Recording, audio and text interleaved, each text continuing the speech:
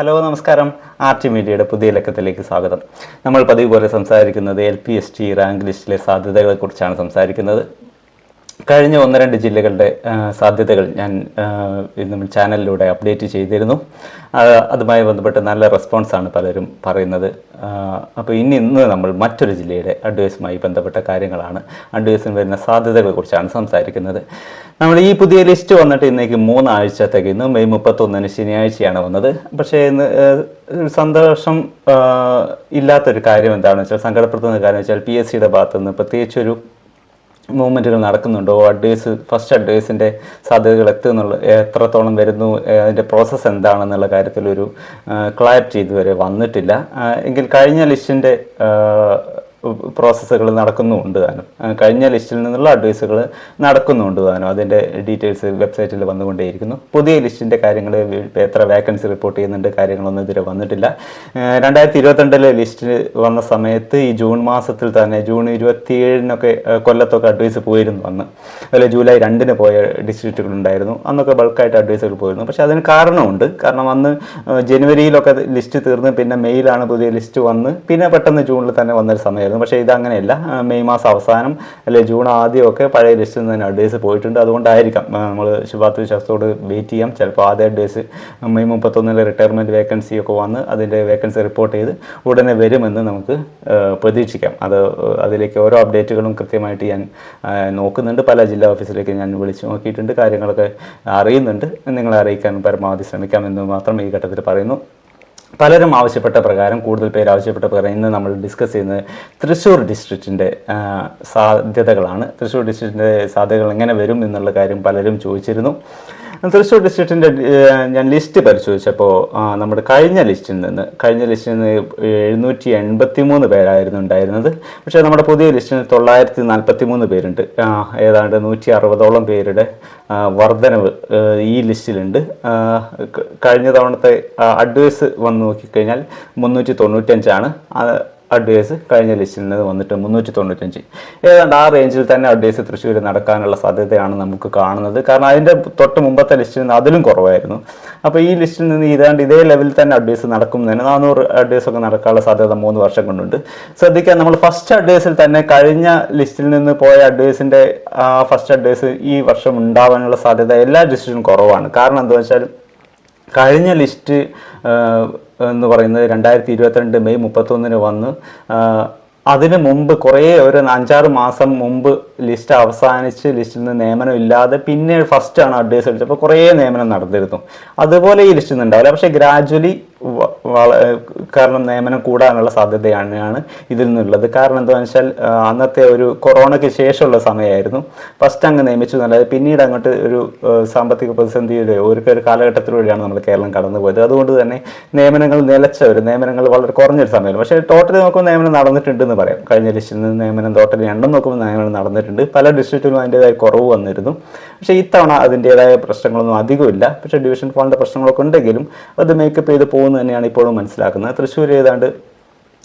തൃശ്ശൂരിൻ്റെ കാര്യത്തിലേക്ക് നമ്മൾ ഡീറ്റെയിൽ ആയിട്ട് വന്നാൽ, തൃശ്ശൂരിൻ്റെ ലിസ്റ്റ് നോക്കിക്കഴിഞ്ഞാൽ നമുക്ക്, ഞാൻ നേരത്തെ പറഞ്ഞു, 943 പേര് ലിസ്റ്റിലുണ്ട്. 500 പേര് മെയിൻ ലിസ്റ്റിലും 443 പേര് സപ്ലിമെൻ്ററി ലിസ്റ്റിലുമുണ്ട്. അതിൽ തന്നെ ജനറൽ കാറ്റഗറി നോക്കിക്കഴിഞ്ഞാൽ 101 പേര് ജനറൽ ഓപ്പൺ കോമ്പറ്റീഷനിലേക്ക് വരുന്ന ജനറൽ കാറ്റഗറി റിസർവേഷൻ ഇല്ലാത്തവരുണ്ട്.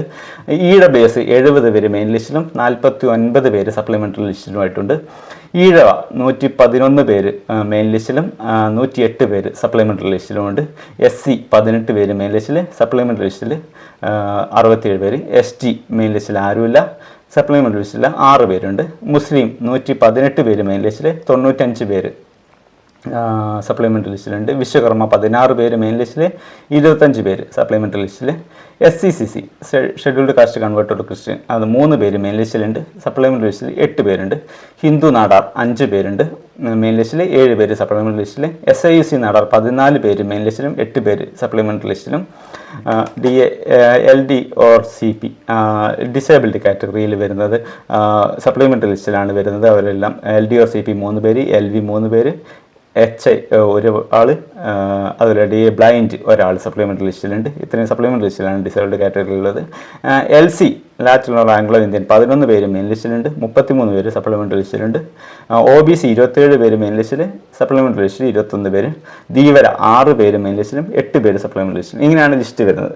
കാറ്റഗറി ഓരോ കാറ്റഗറിയും ഒരു ലിസ്റ്റിലെ മെയിൻ ലിസ്റ്റിലെ സപ്ലിമെൻ്ററി ലിസ്റ്റിലും കാറ്റഗറി വെച്ച് നോക്കുമ്പോൾ 500 പേര് മെയിൻ ലിസ്റ്റിലും 443 പേര് സപ്ലിമെൻ്ററി ലിസ്റ്റിലും ഇങ്ങനെയാണ് വരുന്നത്. ഞാൻ നേരത്തെ പറഞ്ഞതുപോലെ തന്നെ മുൻപത്തെ അഡ്വൈസ് 395 പേർക്ക് വന്നിട്ടുണ്ട്. അതേ ലെവലിലോ അതിന് തൊട്ട് മുകളിലോ ആയിട്ടുള്ള അഡ്വൈസ് തന്നെ തൃശ്ശൂർ ഇത്തവണയും വരാനുള്ള സാധ്യത തന്നെയാണ്. നമുക്ക് സമയമുണ്ട്, 3 വർഷമുണ്ട്. അങ്ങനെ നോക്കുമ്പോൾ കഴിഞ്ഞ തവണ ഓപ്പൺ കോമ്പറ്റീഷൻ 324 പേരെ വന്നിട്ടുണ്ട്. പിന്നെ ഇപ്പോൾ നമുക്ക് പലരും റൊട്ടേഷൻ ചാർട്ട്, ഞാൻ റൊട്ടേഷൻ ചാർട്ട് തയ്യാറാക്കിയിട്ടുണ്ട്. കഴിഞ്ഞ ലിസ്റ്റിൽ പെൻഡിങ് ടേൺ നോക്കിയപ്പോൾ NCA ഒരു 6 എണ്ണം ഉണ്ട്. STക്ക് പകരം SC എടുത്തത്, ST കാൻഡിഡേറ്റ് അവൈലബിൾ അല്ലാത്തതുകൊണ്ട് നോൺ കാൻഡിഡേറ്റ് അവൈലബിൾ ആയതുകൊണ്ട് SC എടുത്തിട്ടുണ്ട്. അത് ഇത്തവണ അത് മേക്കപ്പ് ചെയ്യും. പക്ഷേ മേക്കപ്പ് ചെയ്താൽ പോലും ST ഇത്തവണയും ആളില്ലാത്തതുകൊണ്ട് അത് വലിയ പ്രശ്നം വരില്ല എന്ന് തന്നെയാണ്. SCക്ക് അത് വലിയൊരു ബാധിക്കുന്ന പ്രശ്നമായി വരില്ല. കാരണം ST മെയിൻ ലിസ്റ്റിൽ ആളില്ല, സപ്ലിമെൻ്ററി ലിസ്റ്റിൽ ആളുള്ളൂ. അതുകൊണ്ട് തന്നെ ST ഫുള്ളായിട്ട് അപ്പോയിൻ്റ് ആവാനുള്ള സാധ്യതയുണ്ട്. അതുപോലെ temporary pass over 5 over TPO ഉണ്ട്, 5 പേരുണ്ട് ടെമ്പററി പാസ് TPO ഉണ്ട്. അത് SCCC, ധീവര, EBT, മുസ്ലിം ഇങ്ങനെയുള്ള കാറ്റഗറി വരുന്നുണ്ട്. അത് കണക്കാക്കിയിട്ടാണ് ഞാൻ റൊട്ടേഷൻ തയ്യാറാക്കിയിരിക്കുന്നത്. അങ്ങനെ നോക്കുമ്പോൾ എങ്ങനെയാണ് അഡ്വൈസ് വരുന്നത് എന്നുള്ളതാണ് നമ്മൾ നോക്കുന്നത്. അഡ്വൈസ് വരുന്നത് ഞാൻ ഏറ്റവും ലീസ്റ്റ് സാധ്യത വെച്ചിട്ടേ പറയുള്ളൂ. കാരണം പലർക്കും അത് വിഷമിപ്പിക്കുമെങ്കിലും ലീസ്റ്റ് സാധ്യത വെച്ചേ നമുക്ക് പറയാൻ പറ്റുള്ളൂ. ഇതിലേക്കെങ്കിലും എത്തേണ്ടതാണ് എന്നുള്ളൊരു പ്രതീക്ഷയിലാണ് ഞാനത് ഇടുന്നത്. കാരണം കൂടുതൽ അങ്ങ് പറഞ്ഞ് എല്ലാവർക്കും കിട്ടുമെന്നൊക്കെ പറയുന്നവരൊക്കെ ഉണ്ട്. ഞാനൊരു ഇതിൽ കണ്ടു, കഴിഞ്ഞ തവണ മലപ്പുറത്തിൻ്റെ കാര്യത്തിൽ മലപ്പുറം 746 പേര് ഫസ്റ്റ് അഡ്വൈസിൽ പോയിട്ടുണ്ട്. അപ്പോൾ ഇത്തവണ അതിനേക്കാളും കൂടുതലായിരിക്കും. ഒരിക്കലും അങ്ങനെ പ്രതീക്ഷിക്കരുത്. കാരണം കഴിഞ്ഞ തവണത്തെ സാഹചര്യം മനസ്സിലാക്കാതെയാണ് പലരും അങ്ങനെ പറയുന്നത്.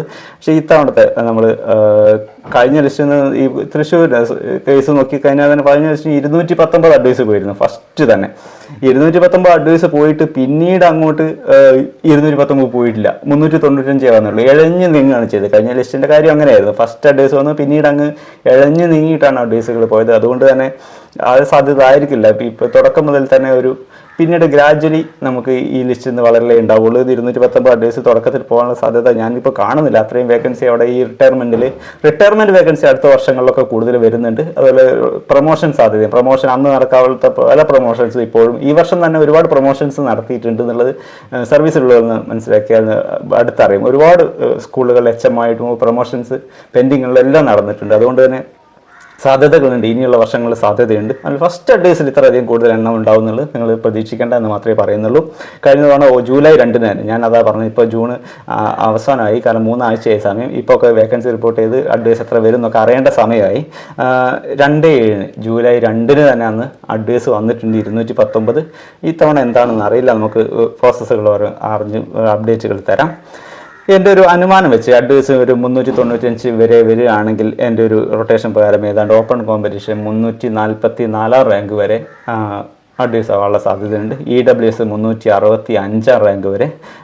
ഈഴവ EBT കാറ്റഗറി 348 റാങ്ക്, വലിയൊരു മാറ്റമില്ല ഓപ്പൺ കോമ്പറ്റീഷനായിട്ട്.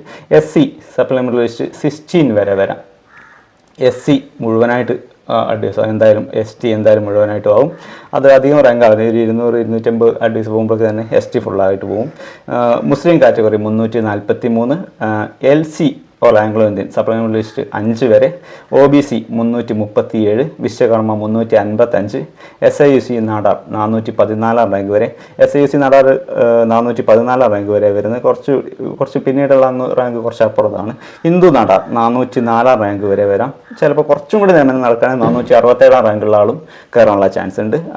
NJD വരുമല്ലോ, NJD വരികയാണെങ്കിൽ ഇതൊക്കെ മാറും. അങ്ങനെ SCCC schedule caste converted list supplementary list 1, Dheevara 361. ഇത്രയാണ് ഞാൻ കണക്കാക്കിയിരിക്കുന്നത്. ഏതാണ്ട് സാധ്യതകൾ വെച്ച് ഞാൻ കണക്കാക്കിയിരിക്കുന്ന ലിസ്റ്റ് ഇതാണ്.